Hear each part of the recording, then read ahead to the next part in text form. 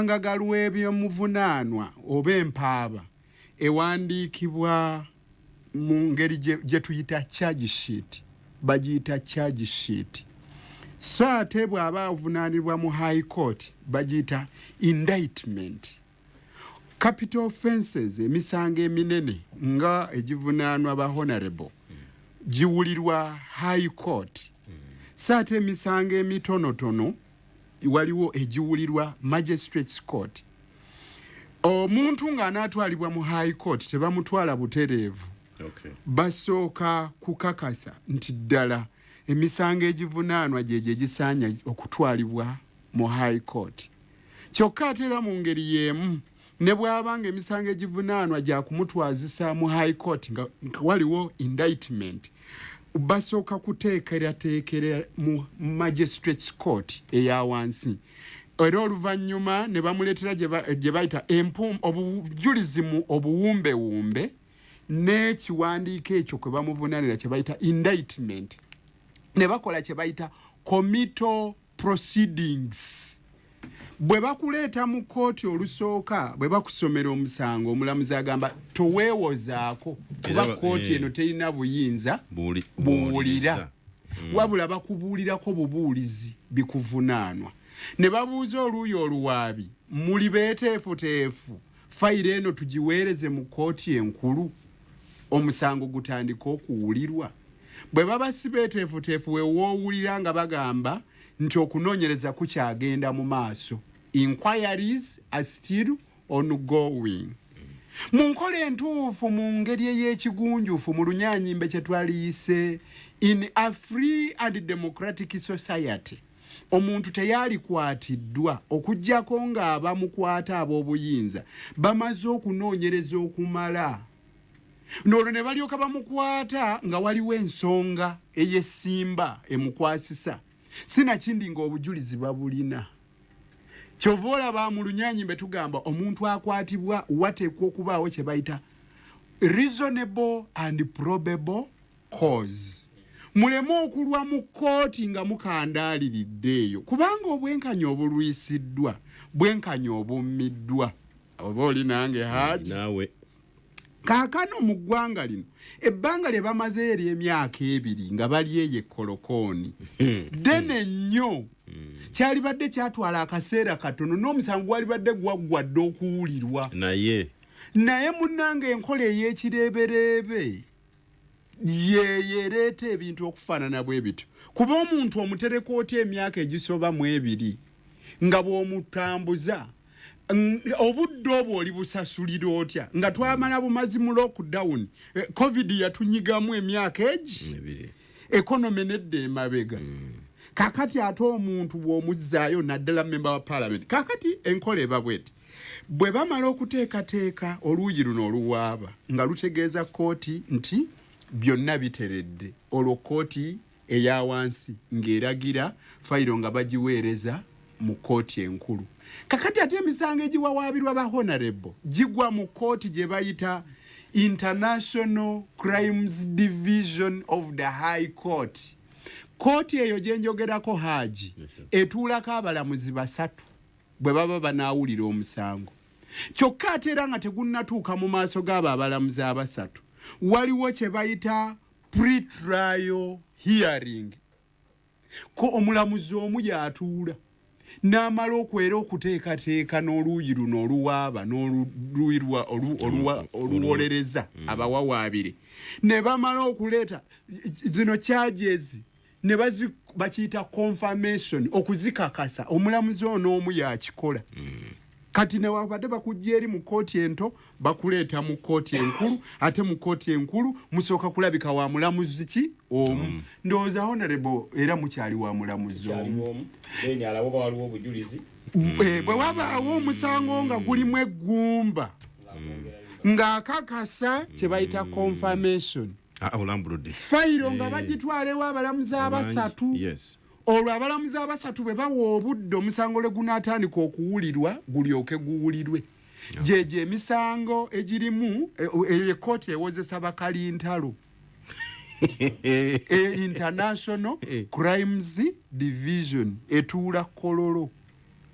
So eyo je mitendera chovola abantu nno bakusoseeri ne balyoka bakutwala kati mu mbeera yonna council mu kuwabula tetu discussing musango gwa honorable naye for the benefit of abawuliriza abaffe kati ku level ng'eno kooti tenawansala tebaguna bagenda mu maaso ki tebalina busobozi kulondola ddembe lyabwe being nga babadde behind doors for 2 years nagandi kati njagala kulondola ddembe lyange kakati eddembe lye basobola okulondoola waliwo kati mu byabadde ayogera mulimu okutulugunyizibwa okubasobola biwulira kati olaba nti oli bwagamba ne banfumita mu kigere okukutulugunyizibwa akawaayiro aka24 akassemateeka wa Uganda kagaana okutulugunya omuntu yenna era eddembe eryo ery'obutatulugunyizibwa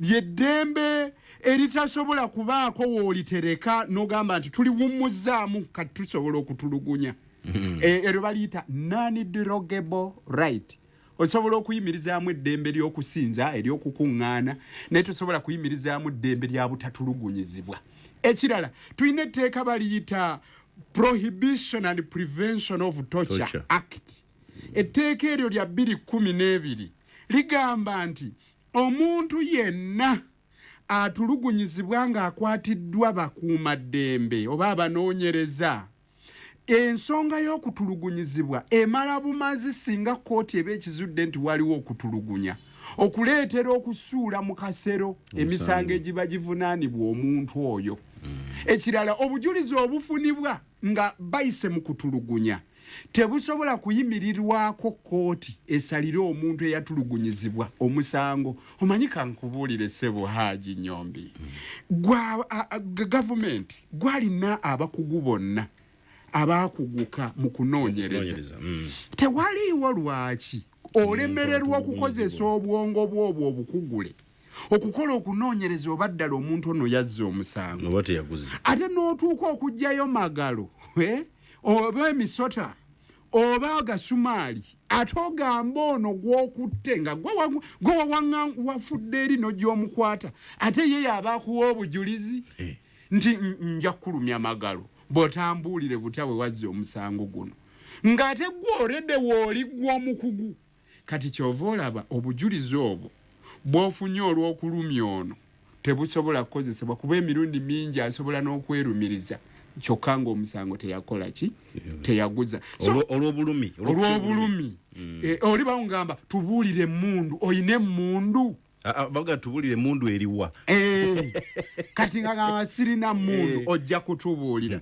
ekivaamu nga gaakale ngenda batwala nga enkeera nga bamussa ku mpingu bamutwala abalage emmundu ng'ayimirira mu lujja nga gabannange nabagambye kuba obulumi bwabadde bunzita naye sirinaki mundu kakati abatulugunyiziddwa basobola okwemulugunya bwe batyo era honorable manyi ekyakikola balina ne applications ze baali bataddeyo ezimu ziri na mu constitutional court si bwe guli so omusango gwabwe gwo gukyali muwanvuko okuwulirwa ye kuba bakyalina obuntu ebyekikugu mu kutaputa amateeka bye bakyaliko ampuliza ndowooza ebibuuzo byonna ebiri mu layini eyo biddiddwamu ku ludda lwa honorable Ssegirinya omuntu bw'abeera mu kaduukulu era waliwo embeera ennuŋŋamu gy'alina okubeeramu kye bayita inhuman and degrading treatment kireeta ebintu bingi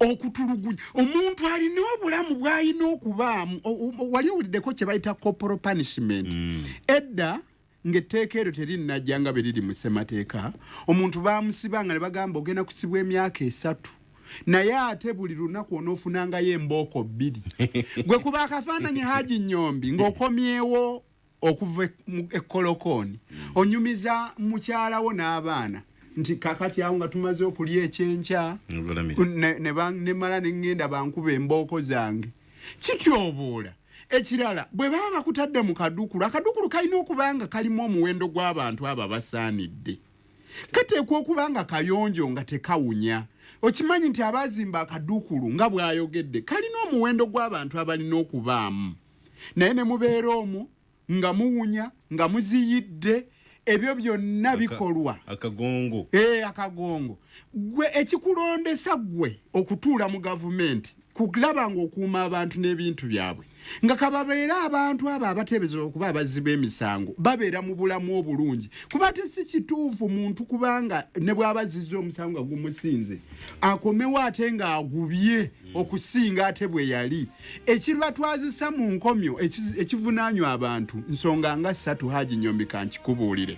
1 omuntu atwalibwa n'avunaanwa asobole okuyiga okwezza obujja to reform bamuddaabulule. Ekyokubiri omuntu avunaanwa n'atwalibwa mu nkomyo abalala bamuyigireko nti ekikolwa ekyo kikyamu. Omuntu atwalibwa mu nkomyo asobole okuggyibwa mu bantu bano aba bulijjo olw'obulumi bw'abatuusaako singa abeera nga azza emisango. Na bwe kityo ekisookera ddala omuntu tasaanye kubeera mu nkomyo ng'akyateeberezebwa buteeberezebwa kyekimuweesesa beyiro kuba ateeberezebwa.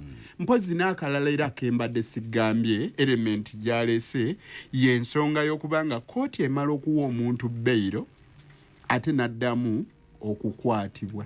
Kankubuulire Haji oli ne bw'aba ateeberezebwa okuba nga yassa abantu 100 naye nga temunnaleeta bujulizi bwankukunala obanga ye tanneerumiriza nti yabiguzizza aba akyateeberezebwa era omuntu oyo asaana akufuna beyiro bw'aba atuukiriza anti kekali Honorable Ssegirinya yatugambye nti omulamuzi oli eyaddamu Bakwata ke yagamba nti waliwo situation ebeerawo nga ateeberezebwa ayinza okutaataaganya okunoonyereza okutaataaganya obujulizi so loza kwe kumukwata okumugalira naye n'ensonga eyo nnafu nnyo olw'ensonga nti bano abali mu executive president ne banne be bafuga ebitongole ebinoonyereza n'ebikwata mu mundu byonna.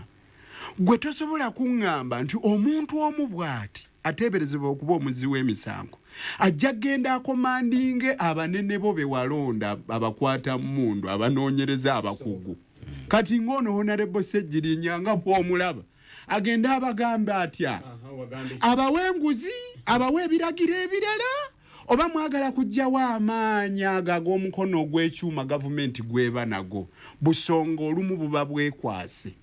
Kale nno omuntu ateeberezebwa asigala ateeberezebwa buteeberezebwa. Toyanzege ampuliza